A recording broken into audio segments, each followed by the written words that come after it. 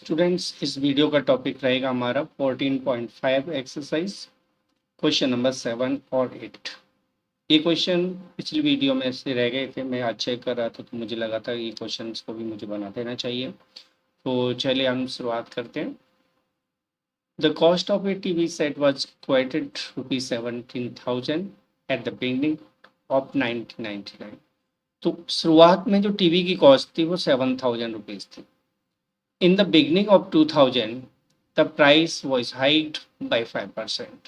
और 2000 के शुरुआत में प्राइस 5% बढ़ जाती है। Because of decrease in demand, the cost was reduced by 4% in the beginning of 2001। और डिमांड में डिक्रीज होने से 4% रेट को कम कर दिया जाता है। तो बताना है 2001 में कॉस्ट क्या थी टीवी सेट की। तो सॉल्यूशन देखते हैं हम। List price of TV set in 1999 17,000। तो 1999 में प्राइस 70,000 थी। ठीक है। अब rate of hike in 2000 5% hike हुई रेट 2000 में। Rate of decrease in 2001 4%। 2001 में 4% रेट कम हो। ठीक है। अब प्राइस ऑफ टीवी सेट इन 2001 और 2001 में प्राइस कितनी थी, तो हम फॉर्मूला लगा देते हैं। P bracket 1 plus R1/100 into 1 minus R2/100। यानी पहली रेट जो कि हाइक हो रही है उसे तो प्लस में करना है और सेकंड रेट जो कि डिक्रीज हो रही है उसे माइनस में करना है। दोनों रेट डिफरेंट डिफरेंट है, इसलिए हमने टू ब्रैकेट्स को यूज किया। राइट। अब प्रिंसिपल यानी कि पी की value 17,000 bracket 1 plus 5/100 bracket 1 minus 4/100। ये वैल्यूज हमने पुट कर दी। अब 17,000 और ये हो जाएगा 100 प्लस 5। देखिए 100 1 जा 100 प्लस 5 और ये हो जाएगा 100 1 जा 100 minus 4 and 96। So 17,000 into 105/100 into 96/100। यहाँ से 20 से 20 10 से 10 कैंसिल कर लेते हैं। ठीक है। 5 से कैंसिल कर लीजिए इसे। और कुछ तो कैंसिल नहीं हो रहा ना। यस 5 से कैंसिल कर लेते हैं। 5 2 जा 5 1 जा और 5 से 2 टाइम्स 2 से 96 को कैंसिल करिए तो 48 आ जाएगा। राइट। तो 17 इंटू 21 इंटू 48 इन तीनों का मल्टीप्लाई हो जाएगा 17,136। यानी 2001 में टीवी का प्राइस 17,136 रुपीज था। और यही इस क्वेश्चन का सॉल्यूशन। तो समझ में आ गया होगा आप लोगों को। अब आते हैं हम अगले क्वेश्चन।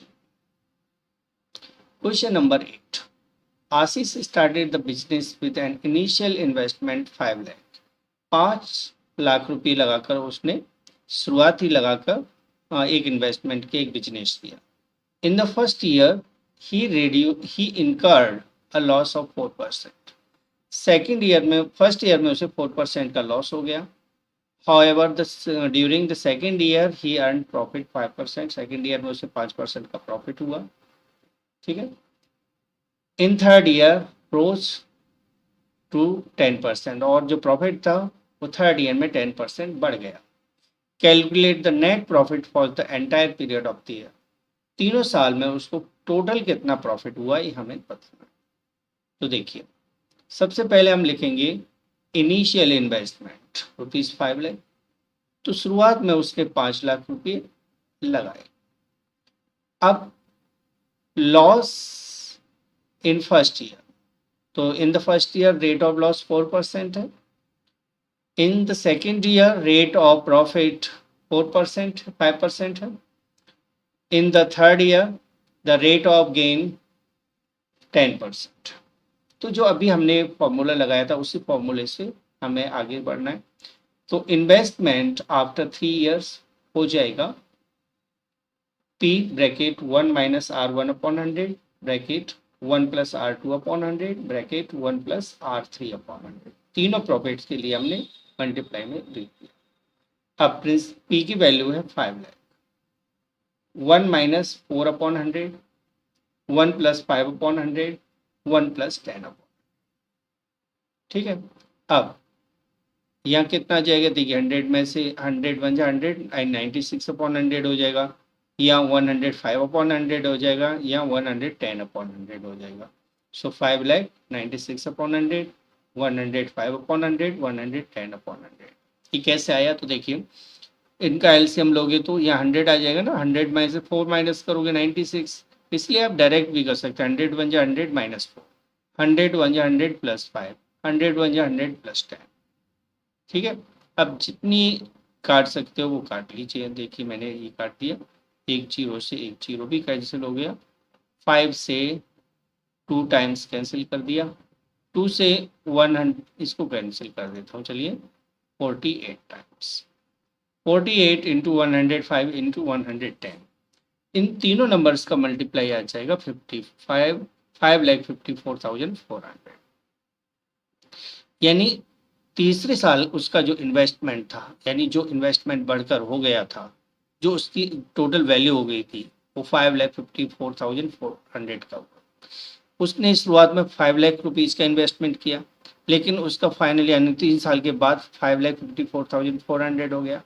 सो उसका जो नेट प्रॉफिट हुआ वो इसमें से इनिशियल वैल्यू को माइनस कर देंगे, यानी 5,54,400 में से 5 लाख को माइनस कर दीजिए। सो 54,400 रुपीज़ का उसको नेट प्रॉफिट हुआ 3 ईयर में, और यही इसका आंसर। तो ये दोनों क्वेश्चन आपको कैसे लगे, आपको समझ में आए? यदि समझ में आ गए तो आप लाइक जरूर कर सकते हैं, और बाकी आपकी मर्जी है। तो इसके साथ ही ये वीडियो आपका ख़त्म होता है और ये एक्सरसाइज भी ख़त्म होती है। यदि कोई प्रॉब्लम होती है तो please call me. Thanks for watching the video.